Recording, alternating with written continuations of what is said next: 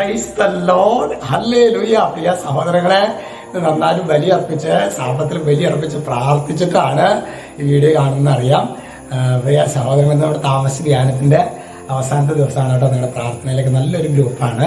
നിങ്ങളുടെ പ്രാർത്ഥനയിലൊക്കെ പ്രത്യേകമായിട്ട് ഓർക്കണമെന്ന് അഭ്യർത്ഥിക്കുന്നു. Price the Lord. ഇന്ന് നമ്മൾ ധ്യാനിക്കുന്നത് സാമുവേൽ പ്രവാചകന്റെ പുസ്തകത്തിലെ 1-ാമത്തെ പുസ്തകത്തിലെ 2:2 അവിടെ വചനം പറയാണ്, കർത്താവിനെ പോലെ പരിശുദ്ധനായി മറ്റാരുമില്ല. ശരിക്ക് ദൈവത്തിന് കൊടുക്കുന്ന, പഴയ നിയമത്തിൽ കൊടുക്കുന്ന വലിയൊരു ആട്രിബ്യൂട്ടാണ് പരിശുദ്ധനായ, ഹോളി ഓഫ് ഹോളീസ്, പരിശുദ്ധനായ ദൈവം. കർത്താവിനെ പോലെ പരിശുദ്ധനായി മറ്റാരുമില്ല, കർത്താവല്ലാതെ മറ്റാരുമില്ല. അങ്ങനെയാണ്. അതായത് കർത്താവിനെ പോലെ പരിശുദ്ധനായി മറ്റാരുമില്ല, കർത്താവല്ലാതെ മറ്റാരുമില്ല എന്ന് പറയാണ്. നമ്മുടെ ദൈവത്തെ പോലെ സുസ്ഥിരമായ ഒരു ആശ്രയമില്ല. സുസ്ഥിരം എന്ന് പറഞ്ഞാൽ സ്ഥിരമായ, നമ്മുടെ ദൈവത്തെ പോലെ ആശ്രയിക്കാവുന്ന മറ്റു. പ്രിയ സഹോദരങ്ങളെ, ചിലപ്പോഴെങ്കിലും എനിക്ക് വിഷമം തോന്നാറുണ്ട്.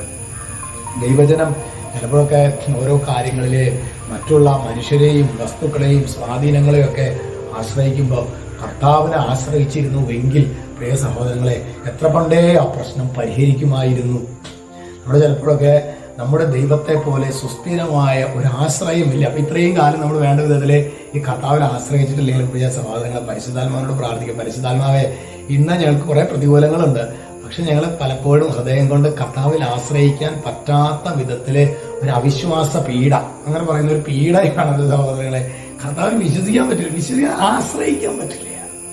നമുക്ക് ആശ്രയിക്കാൻ ഒക്കെ അറിയാം, എല്ലാം തലയിൽ കയറി ഇരിപ്പുണ്ട്, 2000 വചനങ്ങളൊക്കെ കാണാപാഠം പഠിച്ചിട്ടുണ്ട്. പക്ഷെ എന്താ വിഷയം എന്ന് വെച്ച് കഴിഞ്ഞാൽ, കർത്താവിൽ ആശ്രയിക്കാൻ പറ്റാത്ത വിധത്തില് ഇന്ന് ദൈവജനത്തിന്റെ മേല് ഒരു അവിശ്വാസ പീഡ ഈ കാലഘട്ടത്തിലുണ്ട്.